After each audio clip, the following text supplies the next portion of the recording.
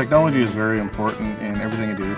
Everything is constantly changing, especially with the advent of like the electric buses. It's all based off technology. If you're a problem solver, if you like good money, this is a good field for a high-paying job. We have a very skilled and accomplished set of technicians. We know and believe the technicians are the heartbeat of the dealership.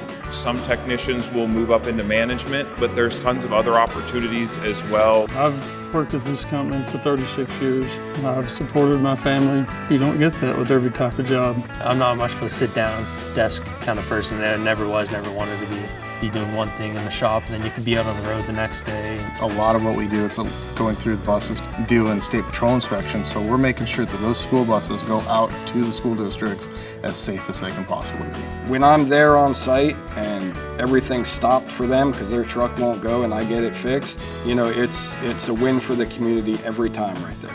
Top Team is about recognizing our technicians, celebrating all the things they do, why we love our technicians, and we need them. We really promote technician engagement as well as continuing education once they come on board with us, and we're also incentivizing them to promote their salary.